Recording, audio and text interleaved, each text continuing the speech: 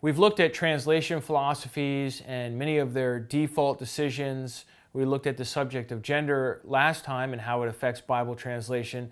Now today I want to evaluate the King James Version, and then next time take a look at the Message Bible. The reason why I picked these two, maybe you might be asking yourself, well, why the King James and the Message?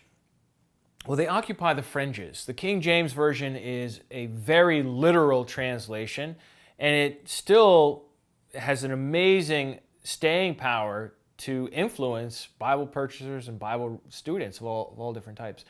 The Message also has sold millions of copies, and it is really the exact opposite style of the King James. Whereas the King James uses archaic, very difficult English, the Message Bible uses English idiom, modern English idioms, even figures of speech that aren't in the Bible that they will translate biblical terms and phrases into.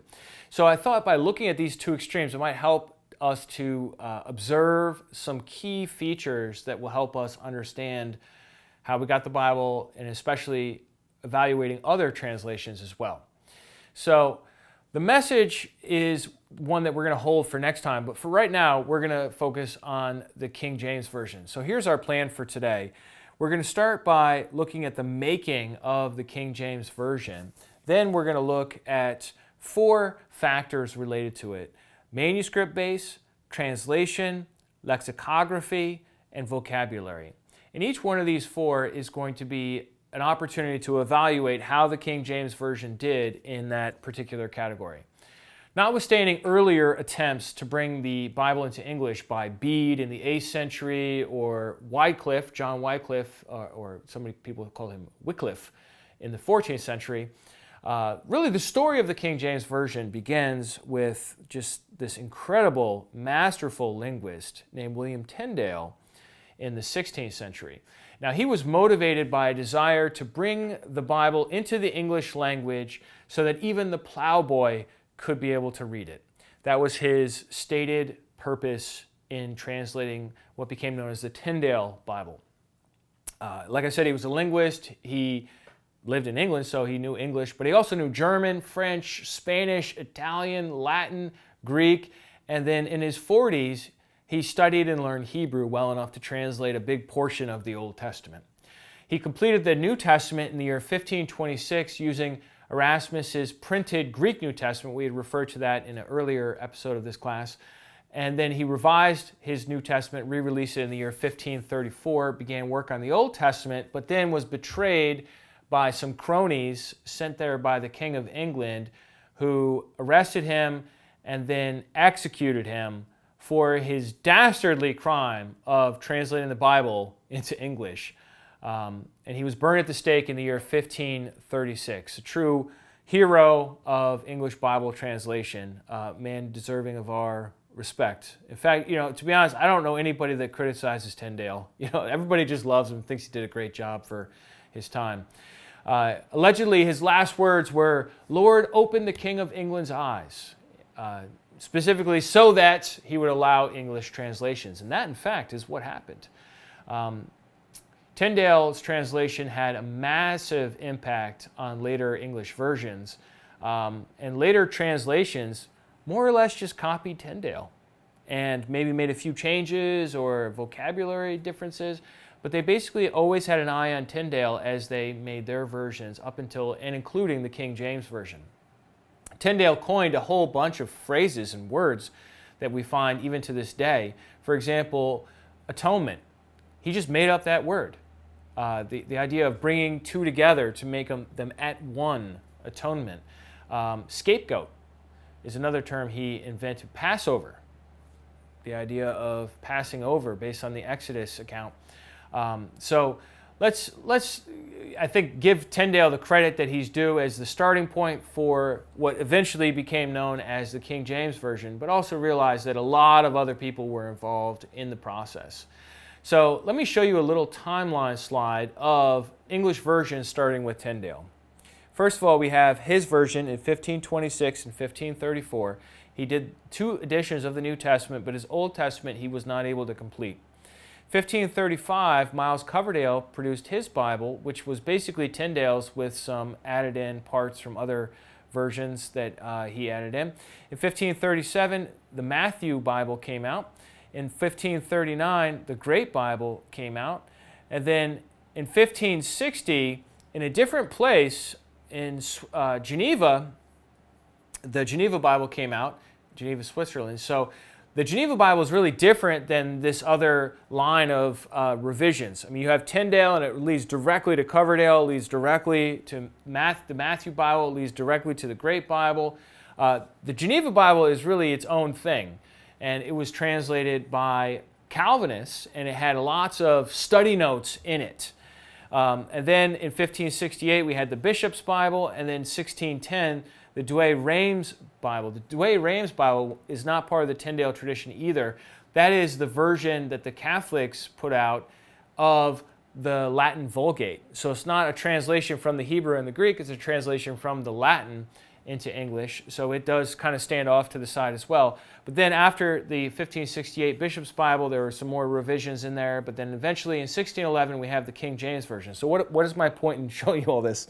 My point is that the King James Version is not some magical translation that came out of nowhere. It was a revision of the Bishop's Bible, which was a revision of the Great Bible, which was a revision of the Matthew Bible, and so on, going back to Tyndale. Furthermore, we don't stop there either. After the 1611 King James Version, there was a revision in 1769. But like last episode, we talked about the NIV, the 1984 NIV, the 2011 NIV. Well, you have the 1611 King James Version and the 1769 King James Version. Same name. It doesn't say update anywhere. It just says King James Version. In fact, most people think when they're reading the 1769 that they're reading the 1611, but they're not. So that was the first revision. In 1881, we got the Revised Version. In 1901, the American Standard Version. 1952, the Revised Standard Version. In 1971, the New American Standard Bible. 1982, the New King James Version. In 1989, the New Revised Standard Version. In 1995, the New American Standard Bible updated. In 2001, the English Standard Version, which was updated subsequently to that. And then the 2017, they planned a new update edition of the NRSV that was announced. Who knows when that'll come out. And then allegedly in 2021, we'll see the NASB, according to the Lockman Foundation, is planning on releasing an update to that version as well. So why am I showing you this? I'm showing you this because the King James is one version that was actually a revision of previous versions that has subsequently been revised many times as well. It's just one version in the midst of a spectrum of versions in the English language that has come along throughout the years. So why is that significant? Well, it shows you that the King James Version isn't on a different level than these other versions that came before or after it, even though it is usually singled out as the one true Bible by some people today. So now why did King James, notice most of these Bibles aren't named after kings, right? So why is it called the King James Version? Why did King James authorize a new version? He had the Bible in English, the Bishop's Bible. Why did he authorize a new version? Well, here's what happened. Here's the inside scoop. The Geneva Bible, which was the Bible that had all these Calvinist marginal notes, had certain marginal notes and footnotes that the king did not like. Okay, and I'm going to show you what those were. In Exodus 1:19 in the Geneva Bible, which came out in 1560, when the Egyptian midwives disobey Pharaoh's order, it says, quote, "Their disobedience herein was lawful." So in other words, the Geneva Bible is endorsing the lying behavior of the midwives over against the king, Pharaoh. Well, King James didn't like that because he thought maybe his subjects would then lie against him and use the Bible as a warrant for that. Secondly, in 2 Kings 9:33, when Jehu has Queen Jezebel thrown out of the window, the Geneva Bible calls it, quote, "a spectacle and example of God's judgment to all tyrants." Well, once again, royal people don't want to see royal people getting thrown out of windows, and then the Bible note saying, you know, good on them, they did the right thing there. And then a third example comes from 2 Chronicles 15:16, when King Asa deposed his mother for idolatry. The Geneva Bible reads, herein he showed that he lacked zeal, for she ought to have died.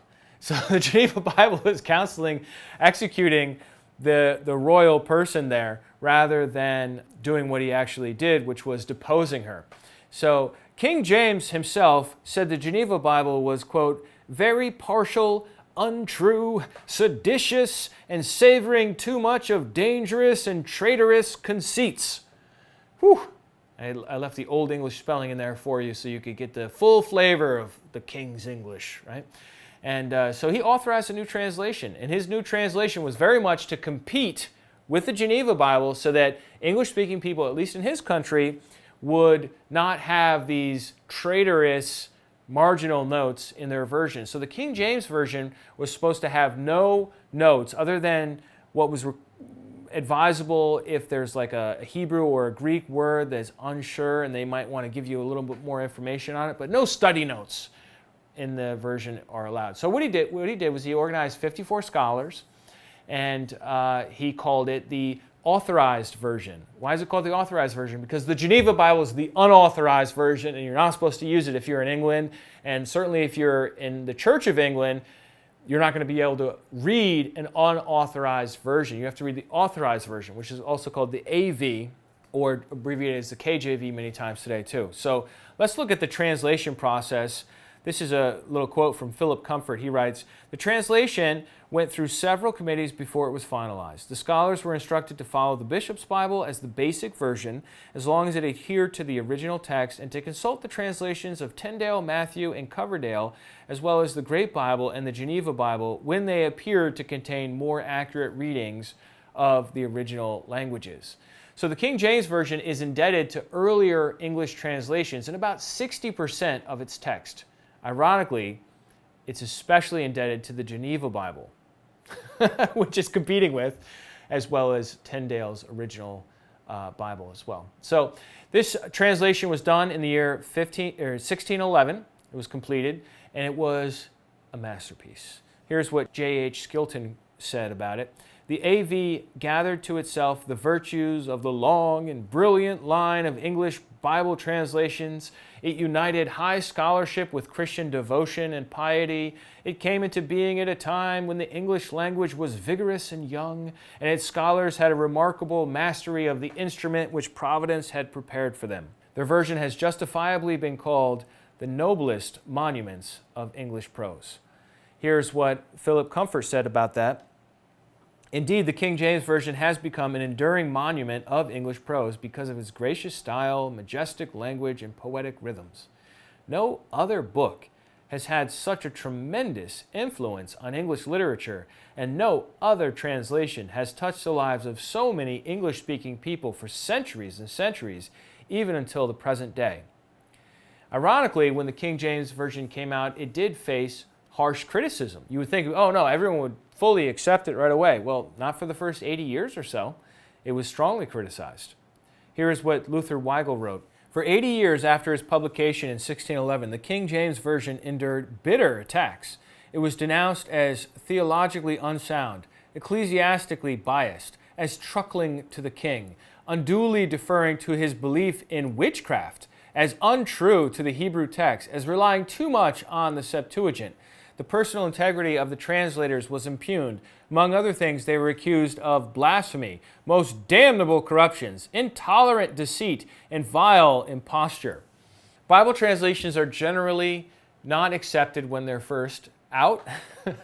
They're generally criticized. There are some problems with the King James Version, and I want to cover 4 of them with you, starting with the manuscript base. Do you remember the verse I mentioned a few weeks ago to see if a translation depended on Erasmus's faulty Greek New Testament? Do you remember that? It was in Revelation chapter 22, verse 19. The King James Version of it reads, "And if any man shall take away from the words of the book of this prophecy, God shall take away his part out of the book of life, and out of the holy city, and from the things which are written in this book." I had mentioned to you that this translation here, Book of Life, is actually a result of Erasmus not having a Greek manuscript for the last page of the book of Revelation. And so he back translated from Latin into Greek, and the Latin had a corruption, reading it as Book of Life. The Greek manuscripts read Tree of Life. So the RSV, for example, says, God will take away his share in the Tree of Life and in the Holy City, and so on. So the King James has this corruption in it in Revelation chapter 22. It also has the corruption I mentioned in episode 11 of 1 John 5:7, adding in a Trinitarian formula that's not there in any of the oldest manuscripts, as well as the corruption in 1 Timothy 3:16, where it says God was manifest in the flesh rather than who was manifest in the flesh. But more than that, the simple fact of the matter is the King James Version translators, although being top-notch scholars and having a decent handle on most things, just didn't have access to the oldest manuscripts. Way back when we did our manuscript lectures, we looked at this slide here. And in this slide, I put a column that says available to the West. And this is really important for us right now, because this really tells us when we had access to these different Masoretic texts, these different Hebrew texts of the Old Testament. The Cairo Codex we didn't have access to until the year 1983. Petersburg, 1839. The London Codex, 1891. The Aleppo Codex, which is considered to be the most accurate on the planet of the Masoretic tradition, 1958. The University of Michigan Torah, 1922. Damascus Pentateuch, 1975. The Leningrad Codex, which most translations are based on, 1863. The University of Bologna scroll is not till 2013. So all they had available was the Mikraot Gedolot, which was very late rabbinic Bible. Furthermore, if we look at even older Hebrew manuscripts, none of these were discovered at the time the King James Version was done. The Ketef Hanam Silver Scroll wasn't discovered. The Dead Sea Scrolls weren't discovered till the middle of the 20th century. The Nash Papyrus wasn't discovered till the 20th. The Engedi Scroll wasn't deciphered till the year 2016. The Cairo Geniza fragments weren't discovered until the 1800s. So in the year 1611, these things just simply aren't available. Furthermore, when it comes to the Greek manuscript base for the King James Version, they don't have any papyri. They have, I think, basically 2 uncials out of over 300 that we have today. They have lots of minuscules and lectionaries, maybe not lots, but a couple dozen minuscules and lectionaries, and they do have the church fathers. But here's the problem. We've got over 100, something like 130 papyri and over 320 uncials, and these earliest groupings of texts weren't discovered until the 19th and 20th centuries, especially in Oxyrhynchus, Egypt, and then later on in other parts of Egypt. So what are we saying? We're saying that the King James Version just didn't have the access to the oldest and best manuscripts available, so their translation, even if it's perfectly accurate, has flaws in it because the manuscripts from which they translated were late medieval minuscules. And so the King James actually has a bunch of verses that aren't in the oldest manuscripts. Here's a slide of these verses here. These are not found in earlier manuscripts. So we have about 16 verses from Matthew, Mark, Luke, John, Acts, and Romans that the King James Version has that the earliest Greek just doesn't have at all. And so most of your modern versions are going to do kind of like a funny thing. They're going to skip the verse, and people will see a skipped verse. Like, for example, Matthew 17:21. You go look at it, and it's not there, or it's empty. And it goes from 20 to 22 in your version. You're like, oh my gosh, there's a printing error. No, it's not a printing error. What happened is the versification was done on these medieval style manuscripts that had this verse in it. And then when we discovered the older manuscripts, the verse system was already done. So what are you going to do? Well, they removed it, but then they left verse 22 to be verse 22. So it goes from 20 to 22.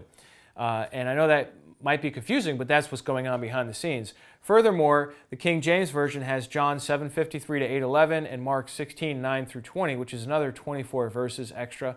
So there's a total of 40 added verses in the King James Version that are not found in the oldest and best Hebrew and Greek manuscripts that we have available. How did they do as translators? Well, first of all, they used formal equivalents. I told a couple of episodes ago the difference between formal equivalents and dynamic equivalents. Formal is word for word, dynamic is thought for thought. So the King James Version is very much a formal equivalence translation. Let me show you an example from Ephesians chapter 3, verse 10. It reads, "To the intent that now unto the principalities and powers in heavenly places might be known by the church the manifold wisdom of God." That sentence right there in English is an inverted sentence, whether you realized it or not. What the translators did is they followed as precisely as possible the Greek. The nominative case, which is the subject of the sentence, is at the end of it. And so when you translate it into English, you want to make this come way up here towards the front of the sentence. And that's in fact what the NASB does, right? So this says the manifold wisdom of God right here. So that's where the manifold wisdom of God comes out front in the NASB, but you can see it's out back in the King James Version. Well, why do they do that? Because they're trying to stick to the arrangement of words in the original, even though it produces an English sentence that's actually backwards. So you read the whole sentence and then you get the subject of the sentence at the very end. And so that's what we would call strict formal equivalence. And yet, the King James Version, just like all versions, had mistakes in it too.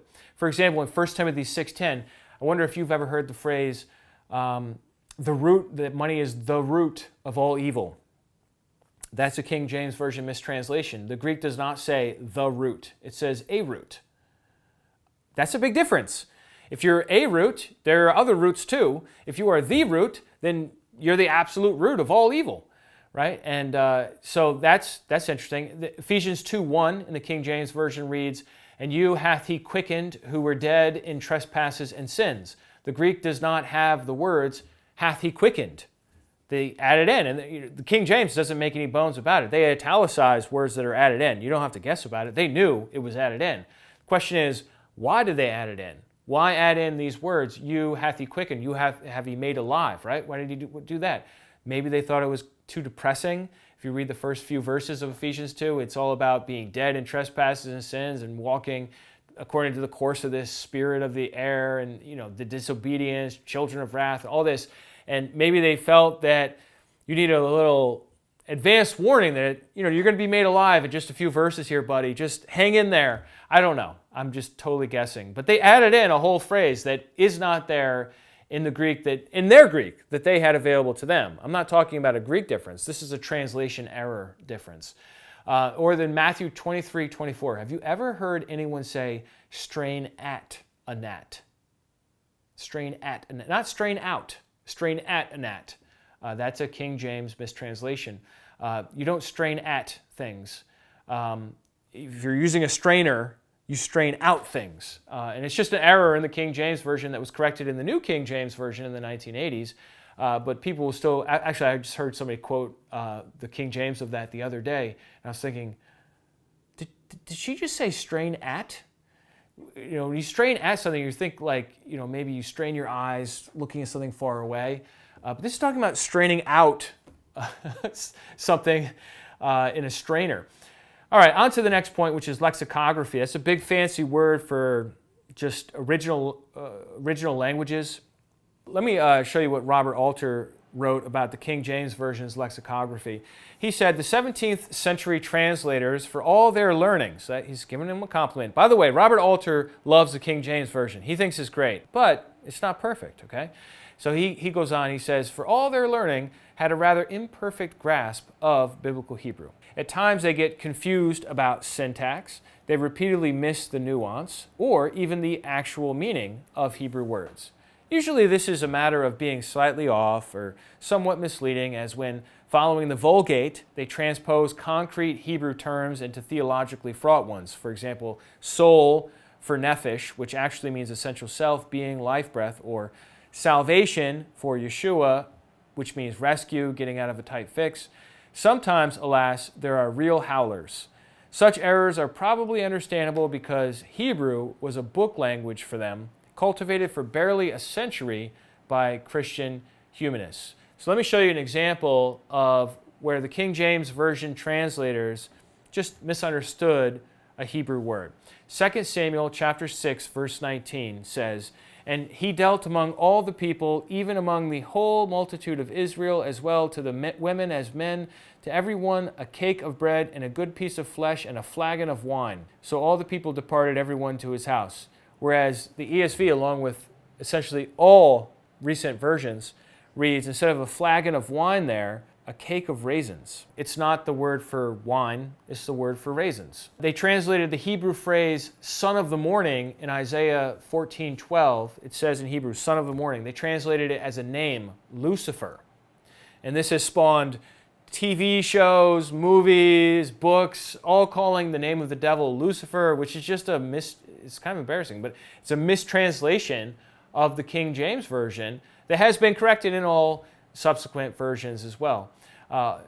One more example of lexicography where they just mistranslate a word or just get it wrong. Over and over again, they will use the word world for the word age. Where the Greek says aeon is the word age, the King James will translate the word world. So we get this phrase in the English language, the end of the world, right? And it really plays into people's views of the end times. So they think the planet's going to get destroyed or something, which is really, in the original Greek, it's the end of the age. It's not the end of the world. It's a very different kind of thing, don't you think? So there are some of these issues where, I mean, think about it. We've had, 400 years to discover ancient texts, to do archaeology, to develop and expand our Bible dictionaries for, not just Bible dictionaries, but our Hebrew lexicons, our Greek lexicons. We have a much better grasp of these ancient languages 400 years later than they had in the year 1611. And it's not the sort of thing that's like making a huge difference. It's a slow, steady kind of a creep upwards towards a better understanding of these things year by year. All right, on to the next point, which is vocabulary. The vocabulary of the King James Version is usually the first thing people notice about it. All the these and the thous and the antiquated, archaic English. So let me show you in Luke 17, verse 9, where a good example of this. Now, I'm going to quote to you first from the 1611 version, which says, "Doeth he thank ye that seruent, because he, with two E's, did the things that were commanded him, I trow not." All right, I was being excessively emphatic there in how I pronounce these things. But the 1769 version cleaned up the spelling and said, "Doth he thank that servant because he did the things that were commanded him, I trow not." Question: what does trow mean?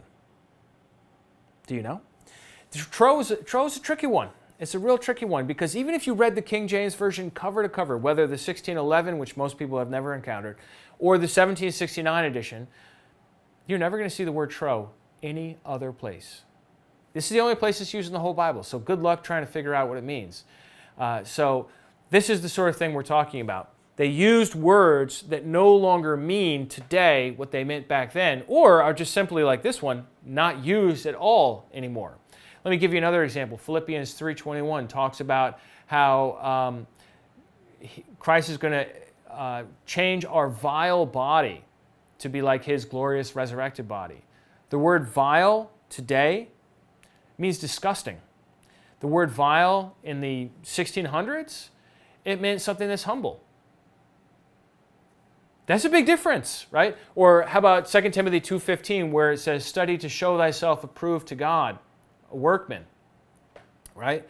Well, in Old English, the word study meant to be zealous for. It didn't mean to study in the sense of book learning. It meant to be diligent, which is why most modern translations will translate it be diligent or be zealous for and that sort of thing. Here's a number of other examples here. Mean man was a term that in 1611 meant a common man, your average guy, whereas today a mean man is a cruel man. In the old days, meat meant any kind of food, but now it means flesh. Peculiar meant that which belongs to one person. Today, peculiar just means strange or weird. To prevent used to mean to come before, but now it means to hinder. To knit was to let down, whereas today to knit means to weave. A carriage was something carried. Today, it's a horse-drawn vehicle. So these are a number of these archaisms that make it so that when you're reading the King James Version in the 21st century, you don't even realize you're just getting it wrong. Unless you have been trained, unless you've been educated on Old English, how Old English works, you really can't just pick it up and be like, oh, I get this. This makes perfect sense. You're gonna understand a lot of it, but there's gonna also be a number of phrases and words in there where you think you're gonna know what that word means, and it really means something different than what you think. So in conclusion, let me give you some concluding remarks about the King James Version. The King James Version was an excellent masterpiece of English literature that, considering the scholarship and the manuscripts available, did the best job they could in the year 1611. However, it does have some problems with it. Number one, the manuscript base is late, and it has too few manuscripts in it. Number two, the translators occasionally made mistakes. Number three, their knowledge of Hebrew and Greek were not nearly as good as ours is today. And number four, the English language itself has changed so drastically in the last 400 years that it's impossible to read the King James Version and not misunderstand it unless you have training in Old English. And most of us have maybe a little Shakespeare from high school or something, but I can tell you it's probably not enough. And this is why the King James Version was updated in 1885, in 1901, in 1952, in 1989, and so on through the years. So next time we'll take our focus from the King James Version to the Message Bible as well as the Passion Translation in our continuing quest to understand how we got the Bible.